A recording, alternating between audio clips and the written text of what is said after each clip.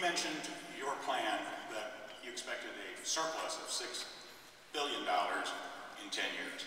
The nonpartisan Congressional Budget Office predicts $1 trillion in deficit. That's a million. How do you reconcile that difference? Well, there were two CBO reports. One before some of the changes had been made to the bill, and the one I was referring to was the second CBO report, which took into account not only the cost savings that were estimated, but the revenues generated by the surcharge that I talked about earlier. And one of the things that gets confusing for a lot of people is that the funding stream in the Senate bill that's under consideration in the Finance Committee is different than the funding stream in the House bill. Ours was based on a surcharge in addition to the cost savings. There's been a lot of things talked about in the Senate Finance Committee, things like taxing soft drinks, or taxing junk food, or taxing alcohol.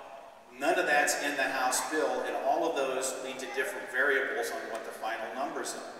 But what you're talking about, the actual second CBO report was the one that took into account the variables that I'm talking about and came to the conclusion that I mentioned.